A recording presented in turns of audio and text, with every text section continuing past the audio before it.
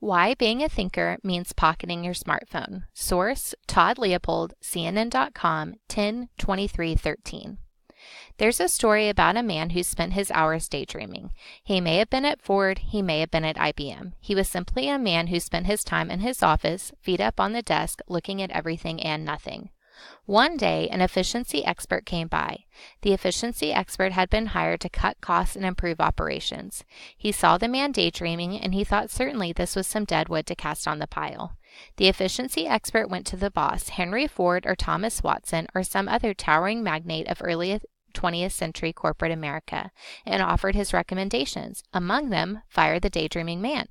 The boss refused. "But sir," the efficiency expert replied, "every time I walk by his office, he's staring into space. As far as I can tell, he does no work." "That man," the boss replied, "once had an idea that saved this company millions of dollars, and he was sitting in just that position when he had that idea." The story, of course, is probably apocryphal, but the idea behind it is as current as the latest iPhone app. Which is, if you want to get any creative thinking done, shut off the damn smartphone and detach, reflect, and recharge. You can't make headway without thinking about a problem for a long time in collaboration with smart researchers from different fields, as well as reading a lot, said epidemiologist Caroline Buckey, one of CNN's 10 thinkers for 2013. But sometimes that hard work reaches fruition or comes together at a random time once you have let thoughts settle down. We know this as surely as that 20th century magnate knew it, and yet we regularly ignore the advice. We surf the web, we scan news on our phones, we keep our minds digitally occupied in a million ways. When we have a few minutes of downtime now, we pull out our mobile devices instead of daydreaming. It's no wonder Nicholas Carr raised so much interest with his 2010 book, The Shallows, which was an expansion of his Atlantic Monthly cover story, Is Google Making Us Stupid? Carr's point is that we aren't thinking, we're browsing. It is hard, some observers admit, to make time for thinking. John C. Lee Brown, the former head of Xerox's Palo Alto Research Center lab, worries about the generations who have known little but the cyber world. "I think kids today are afraid of being bored," he told CNN for a series on creativity, and that when you're bored is when you imagine something. When it comes to intuition, which undergirds thinking, mood makes a difference too. In his book, Thinking Fast and Slow, Nobel Prize-winning economist Daniel Kahneman mentions an experiment in which subjects were shown 3 words and were given 2 seconds to guess if they were linked.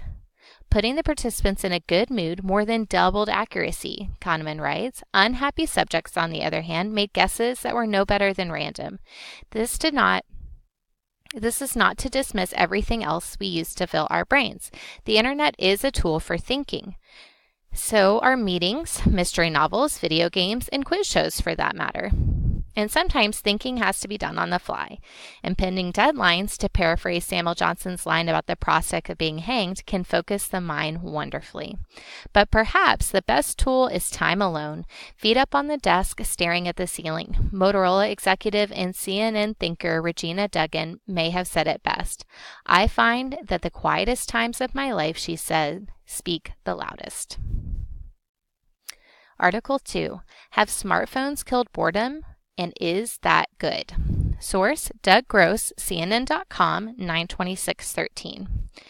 Take a look around today at people in line at Starbucks, on the train platform, or waiting for their bags at the airport.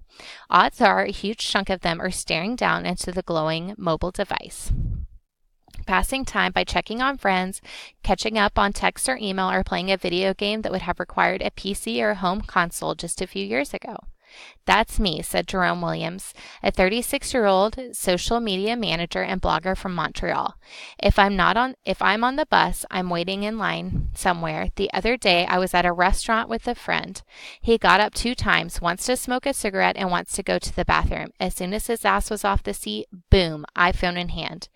Thanks to technology, there's been a recent sea change in how people today kill time. Those dog-eared magazines in your doctor's office are going unread. Your fellow customers in line at the deli counter are being ignored. And simply gazing around at one's surroundings, forget about it. Between smartphones, tablets, and e-readers, we're becoming a society that's ready to kill even a few seconds of boredom with a tap on a touchscreen. Smartphone ownership in the United States and elsewhere hit a tipping point in 2012. More people now own a smartphone in the United States, 45% of adults, than own a traditional cell phone, according to a survey from the Pew Internet and American Life Project. And 42% of all mobile phone users say they expressly use their phone for entertainment when they're bored. Presumably, non-entertainment uses like texting and email would jack that number up even higher. I do everything with my phone, said Alexandra Reed, 39, a self-employed single mom from Charlotte, North Carolina. I have 5 email accounts for different things. I have 2 phones, one for business and one for personal. I use apps, MapQuest, Google, Twitter, Facebook, Instagram, Pinterest, LinkedIn, Google+, CNN, ESPN. Is it a boredom killer? Absolutely, she said. Even when I'm driving, I might have Facebook open.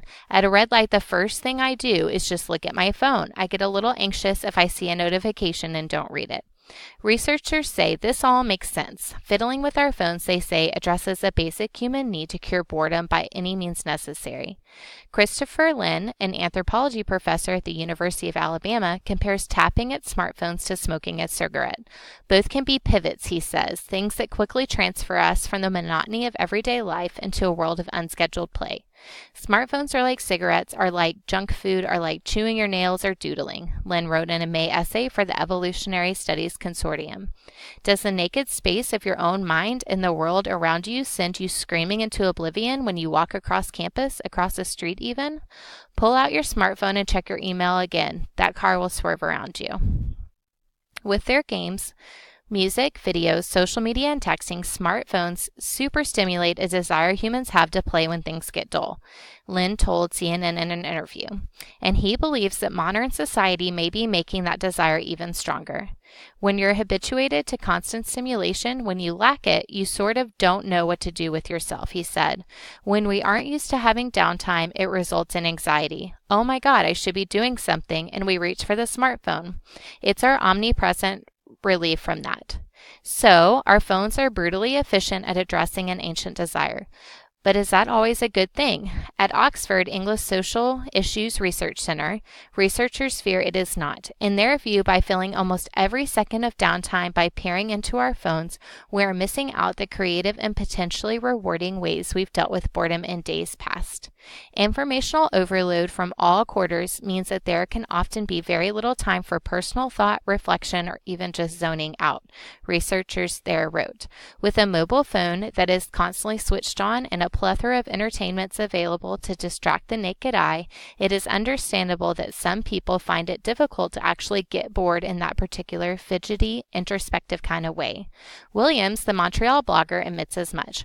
One thing that unfortunately I do miss out on is that sort of quiet time where I can think about something I want to write, where if I'm bored, I'm flipping open Word and punching something out, he said. Instead, out comes Infinity Blade 2, and I'm killing titans. Before smartphones came out, you had that downtime where you sit on the bus and your mind just kind of wanders and you think of these amazing things. You get out that old thing called pen and paper and you jot it down.